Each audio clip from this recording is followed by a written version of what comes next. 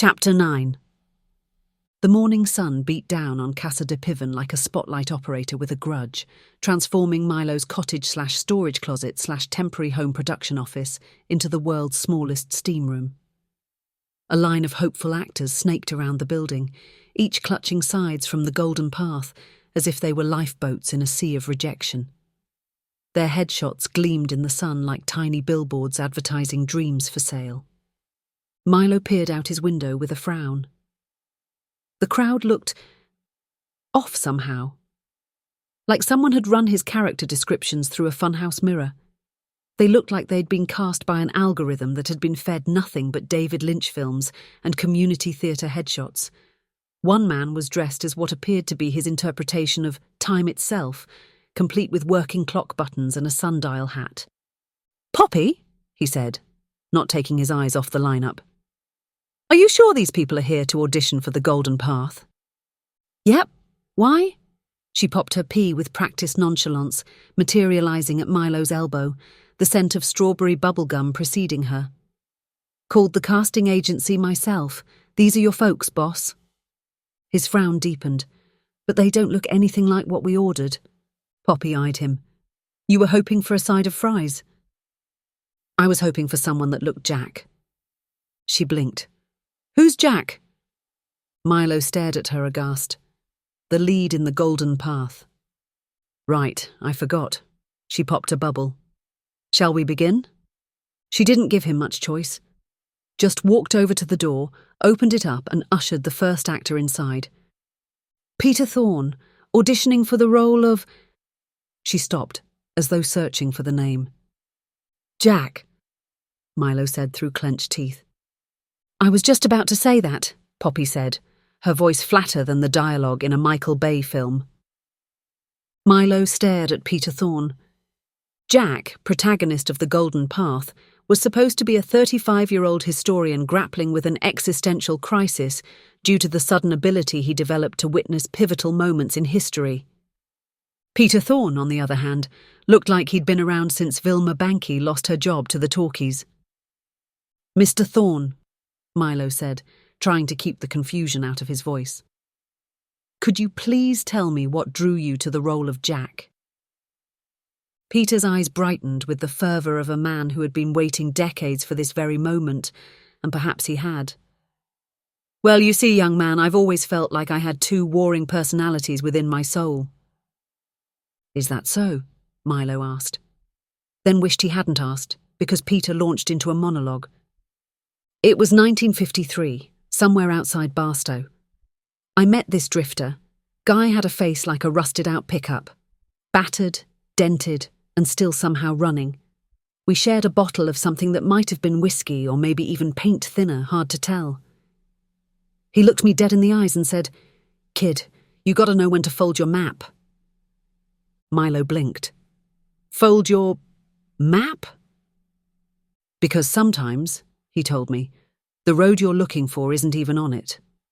Then he traded my watch for a crystal that he swore could predict the weather. Turned out it was just rock candy, but damn if it didn't taste like prophecy.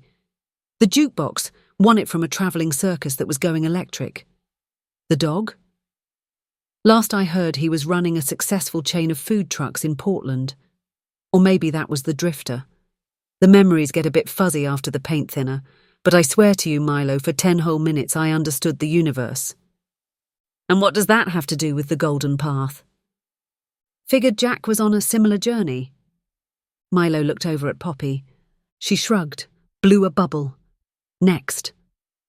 Then the two of them settled in for what turned out to be an extremely long day. A 6'5" bodybuilder auditioned for the role of eccentric time travel theorist. His interpretation of eccentric seemed to consist entirely of flexing while reciting quantum physics equations he'd clearly learned phonetically. His biceps had biceps, but his grasp of string theory was questionable at best. A woman who looked like she'd stepped out of a 1920s silent film tried out for the part of teenage street rat. A former contortionist, now stiff with arthritis, attempted to demonstrate his flexibility for the role of lithe Renaissance painter's model. A pair of identical twins insisted on auditioning simultaneously, speaking in creepy unison despite the role being for a single character. A former weatherman kept delivering his lines as if reporting an approaching tornado. Someone brought in a therapy llama as an emotional support animal, which might have been fine if the llama hadn't been the better actor. By midday, Milo's head was spinning faster than a dolly. He had seen more bizarre interpretations of Capra's characters than he ever thought possible. The Golden Path was starting to feel less like a heartwarming drama and more like a psychedelic outtake from a Kubrick film. "Okay, that's it," Milo said after closing the door on the final disaster, a ventriloquist who insisted on auditioning with his dummy. "I'm calling the casting agency." He dialed the number, pacing while the phone rang. When someone finally picked up, he launched into his spiel. "Milo Piven, director of The Golden Path. There seems to have been some kind of mix-up with our casting call today. The actors we've seen are, well, let's just say they're not quite what we were looking for. Peter Thorne, Abigail Sparks, fabulous Frank and his exceptional prattling puppet."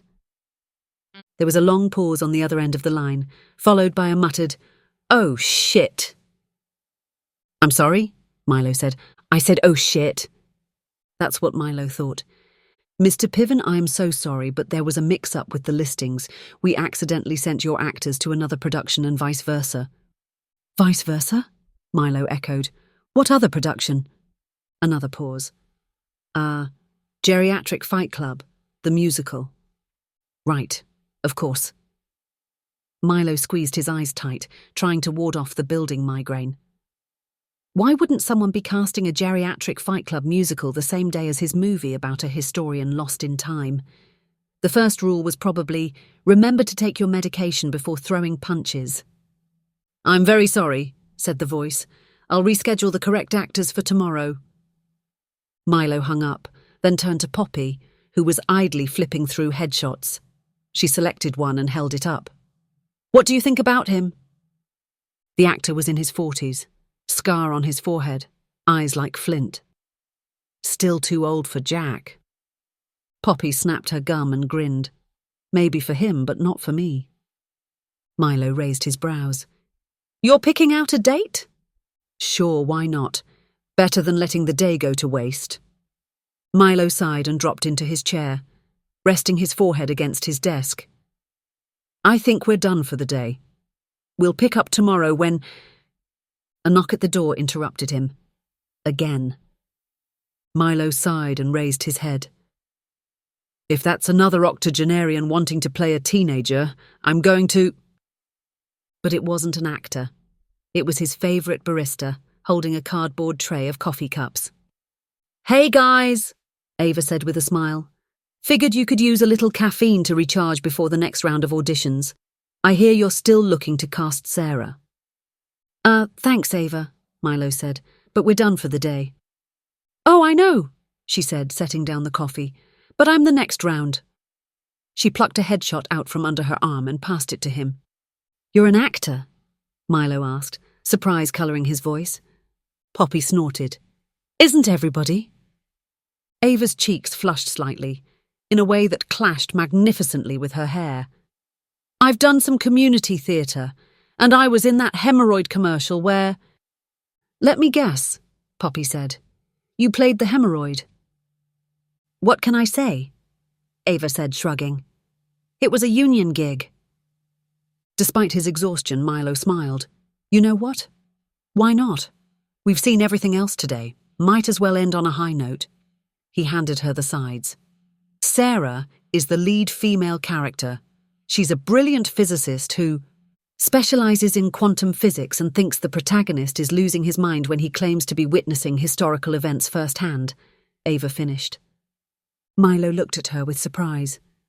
"What?" She shrugged again. "I pay attention when you ramble before your morning latte." Milo felt a rush of happiness. It felt good to be listened to. "Whenever you're ready."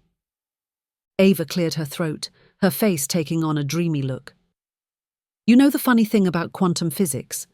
It's built on uncertainty.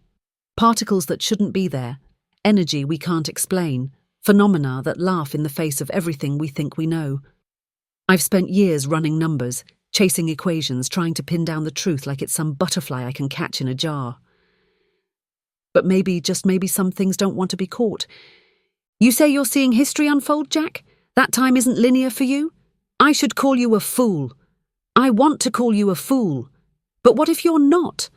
What if the universe is bending, breaking, folding in ways we haven't even begun to understand? What if you're right? I don't know what scares me more. That this is actually happening to you, or the fact that I'm starting to believe it is. Ava's voice faced away. Milo was transfixed. She didn't sound like she was acting. She sounded like she was having a conversation, just like Sarah would. Ava looked at him. Say something. Was it that terrible? He bolted to his feet. That was incredible. Exactly what I was looking for. You captured Sarah perfectly. Really? A smile swallowed Ava's face. Absolutely. In fact, how would you like to come back to read with our potential male leads tomorrow morning? You mean the role is mine? If you want it. Ava squealed and she launched herself at Milo, enveloping him in a hug that smelled like espresso and hope. Thank you, thank you, thank you. You won't regret this, I promise. Milo laughed, patted her back. And then she was off, back to the Airstream, floating out of the office on a cloud of enthusiasm. Milo turned to find Poppy staring at him with the kind of glare that could make Joan Crawford in Mildred Pierce look downright cuddly. What? Milo asked, heat crawling up his neck. You sure this is a good idea, boss? Casting the coffee girl who's been mooning over you for months now? She hasn't been mooning over me, Milo said. Has she? Poppy rolled her eyes. You saw how good she was, Milo said. Uh-huh. Milo collapsed into his chair. He ran a hand through his hair and thankfully didn't find any more gum. Christ, Poppy, you saw what we dealt with today. We had more mismatches than an autocorrect convention for malapropism enthusiasts. Ava was the only one who grasped the moral complexity of witnessing history. You mean she was the only one that could actually act? That too, Milo said. And I'm sure her blue hair and barista charm had nothing to do with it. That's not... She understood Sarah. She breathed life into those words in a way no one else even came close to. Can you really stand there and tell me that wasn't something special? Poppy's expression softened slightly. It's your movie. Just be careful, okay? It's show business for a reason. It has a way of complicating things. Milo grumbled. But he knew she was right. Between mysterious fedora men, haunted archives, and now a barista-turned-leading lady who somehow knew his script better than he did, he was starting to feel less like Capra and more like the protagonist of a movie he wouldn't have the budget to film. Though if this was a movie, at least someone would have written his ending already. But who exactly was holding the pen?